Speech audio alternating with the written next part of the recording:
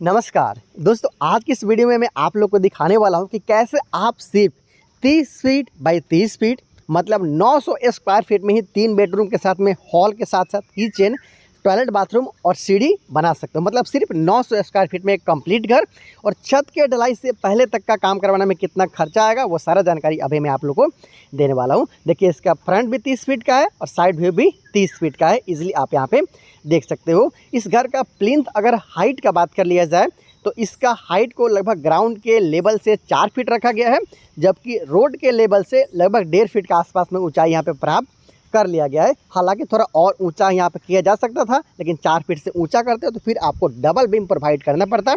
ये देख सकते हो, सिर्फ एक ही बीम से यहाँ पे काम है वो किया गया है। ज़्यादा यहाँ पे ऊंचाई होता तो एक डीपीसी, एक बीम या फिर डबल बीम प्रोवाइड करना पड़ता, ग्राउंड बीम भी यहाँ पे देना पड़ता। तो सारा चीज़ देखते हुए यहाँ पे 1.5 फीट का हाइट है वो लिया गया है रोड के लेवल से।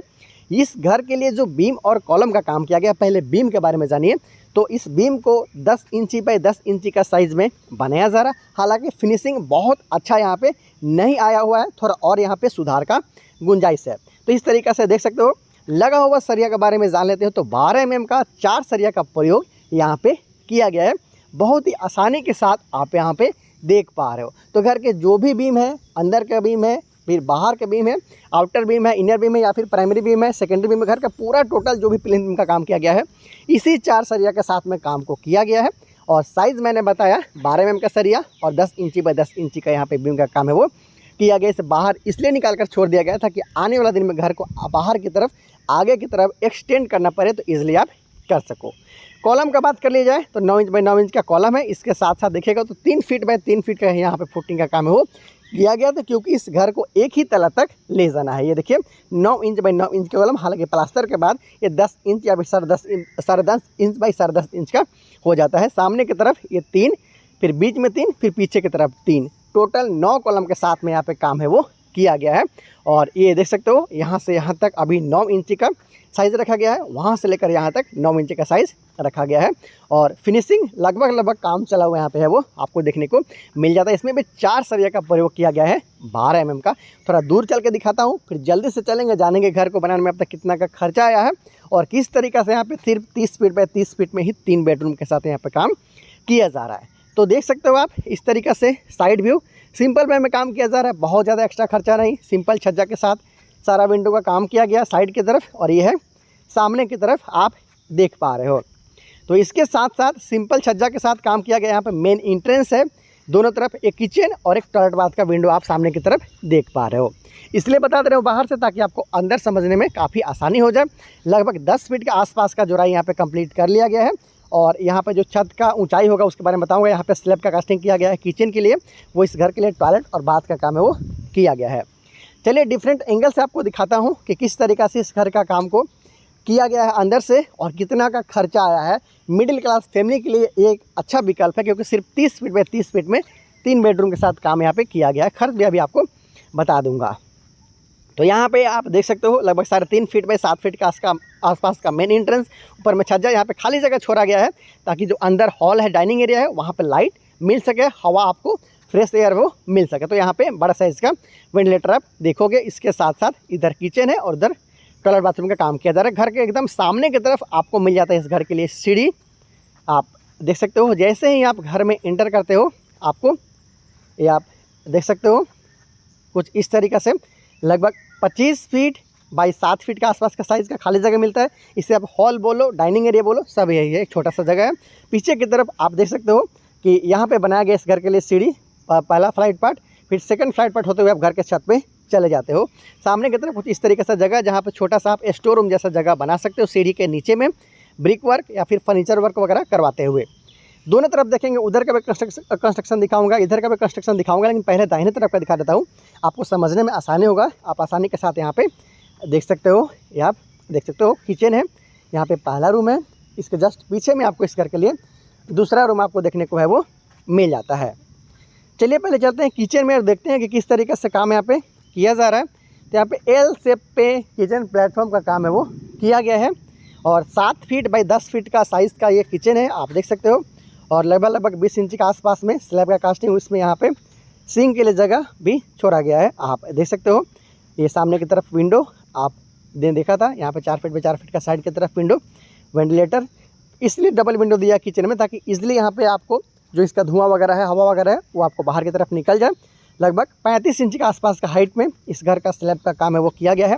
किचन प्लेटफॉर्म बनाया जाएगा 2.5 इंची मोटा, यहाँ पे स्लैब का कास्टिंग है वो किया गया है। और मैंने आखिर चौड़ाई भी बता दिया, ऊंचाई भी बता दिया, ताकि आप लोग को जब घर बनवाओ तो आपको काफ़ी सहूलियत हो, इजीली आप अपने घर का काम को करवा सको।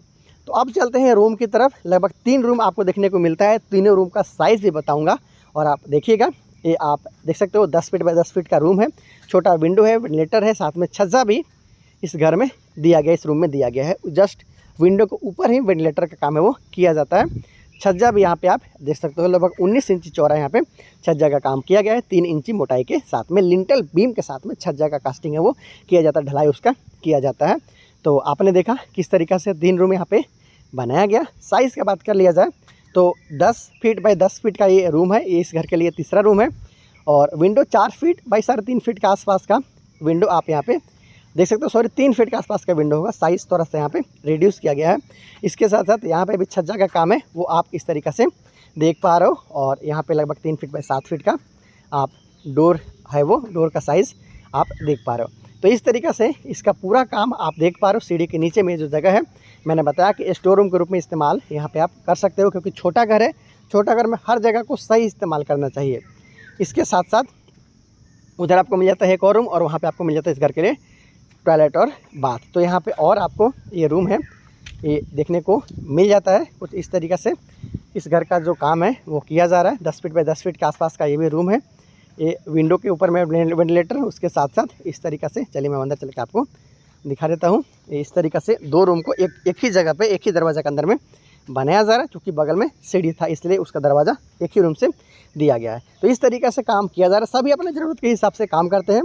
और आपको ये बनता हुआ घर का डिज़ाइन कैसा लग रहा है उसके बारे में बताइए, और जो भी खर्चा होगा उसके बारे में भी बताऊंगा। पहले काम को देखिए, काम को देखिएगा तो आपको अपने बनने वाले घर के लिए बहुत सारा आइडिया मिलेगा, कैसे काम करवाना है और कितना का खर्चा आ सकता है। साथ में यहाँ पे आप देख सकते हो लगभग 7 फीट बाई 10 फीट के आसपास का कॉमन टॉयलेट और बाथ आपको देखने को मिलता है। ये विंडो है, और हालांकि विंडो का साइज़ थोड़ा छोटा होना चाहिए, टॉयलेट बाथ में इतना बड़ा विंडो नहीं होना चाहिए। इसके साथ साथ आप यहाँ पर देख सकते हो कि घर का जो फर्श वगैरह का काम है वो अभी पूरा बाकी है।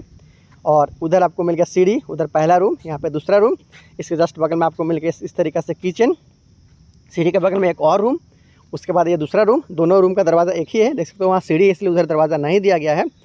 और इसके साथ साथ यहाँ पे आप देख सकते हो तो घर के लिए टॉयलेट और बाथ, कॉमन टॉयलेट बाथ बनाया जा रहा है। तो इस तरीक़े से पूरा आपने काम देखा कि किस तरीक़े से इसका काम है वो किया जा रहा है। और इसके साथ साथ घर का जो अंदर का दीवार है वो 5 इंची, बाहर का दीवार 10 इंची के साथ रखा गया है। 10 फीट के आसपास का ऊंचाई में घर का छत का ढलाई किया जाएगा। ये सीढ़ी वगैरह का पूरा काम देख सकते हो।